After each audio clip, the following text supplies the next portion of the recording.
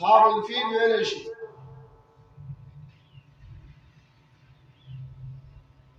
یو بادشاہ ابرهه نومو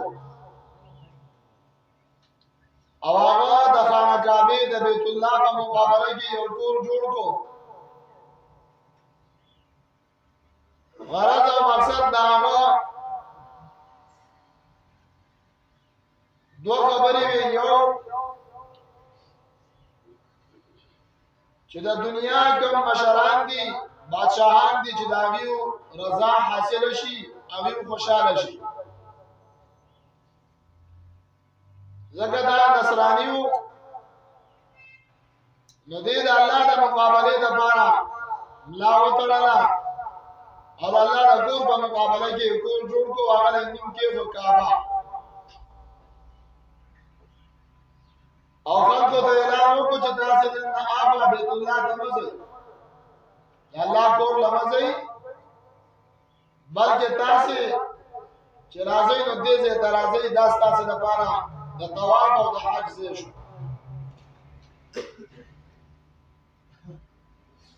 د عربونه څنګه د تجارت په غرض باندې تلیو.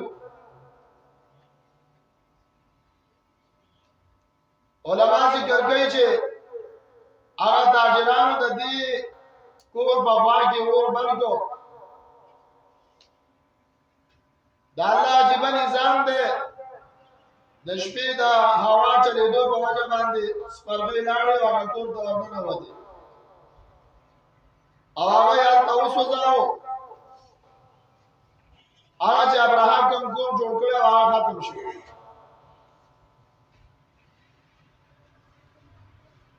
بعضې علما ذکر کوي چې یو سړی ورغی او د ابراهیم په کور کې ډک اودسمه تېل وکړو. هغه ډېر زیات کار ورغی چې د عربو خلک راغلي او دا زمون په کعبه کې اودسمه تېل کړی دی. د دې بې حرمتي کړې ده، د دې بې عزتي کړې ده. ځان سره د هاتیانو یو لوی د اختر را روان کو راغی. د مینا او د مزدلفې په منځ کې یو مقام دی وادي محصر ورته وایي چې ګران ته راورسېدو.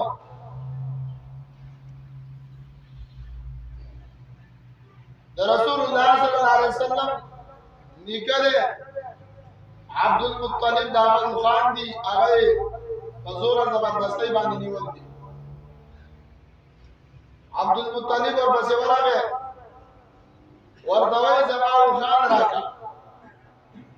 دا ابراهیم ورته وایي چې عجیبه سړی مونږ راغلي یو ستاسو د خدای د کور د ورانولو دپاره او تا سره د خپلو اوښانو غم دی. عبدالمطلب ډېر هوښیار انسان و. هغه حالاتو ته چې وکتل نو د دې خبرې جواب ورسره بل انداز کې نه و ما سوا د دې نه. ورته وویله زه د اوښانو مالک یم او تاسې چې د چا د کور د ورانولو دپاره راغلي یې د هغې مالک بل دی. هر یو مالک به د خپل څیز تپوس کوي.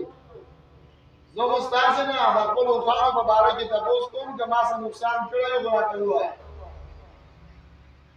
او کاغه نه نو زما اوښان راکړئ او تاسې چې د چا د کور د ورانولو دپاره راغلي یې د هغه پوه شئ او تاسې پوه شئ.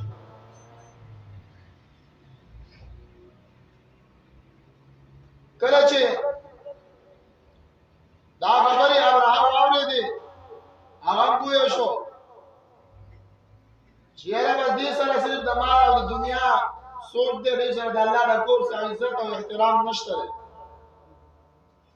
فوجیانو ته پولیسو ته حکم ورکړو ویل ورکړئ د عبدالمطلب اوښان بېرته دته حواله کړئ. د رسول الله صلی الله علیه وسلم نیکه خپل اوښان راواخیستل او راوړل بیت الله کې ټول د الله لپاره یې منښته کړل، ذبح یې کړل. الله ته یې وژړل چې یا العالمین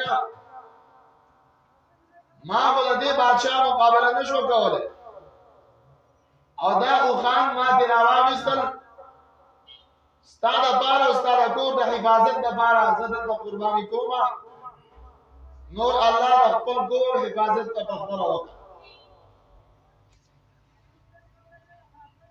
کله چې دیو سحر دا ځین را روانېدل نو د الله رب العالمین امداد راغی. وړې وړې مرغۍ دي توتکر کې ورته مونږ وایو، او د هر توتکر کې په مخوکو کې وړې وړې کاڼي ګډکۍ نیولې دي، او علما ذکر کوي چې په هر کاڼي باندې دا هر هاتي علامه د پاسه چې کوم فوجي سور دا غنوم لیکل شوی، او دا برنه به دې توتکر کې چې کله دا کاڼي راوارته دا وسی د راغې دا فوجي په سر او دا هاتي په ملا به ولګي، او په غزه باندې بچی دې نه ایلو شو ختم شو. مثال د ډمبمو په دې شان باندې الله د خپل کور حفاظت وکړي. معلومه شو چې د الله د کور حفاظت دا د مخلوق کار نه دی، دا د الله کار دی. ها مخلوق خپل همت کوي، دی خپل واس کوي، کوشش وکړي. عبد المطلب کوشش وکړو، همت یې وکړو، او خپل مال هغه د الله د کور د حفاظت لپاره قرباني کړو. مخکې د الله د کور د حفاظت لپاره ذمہ واری الله تعالی الله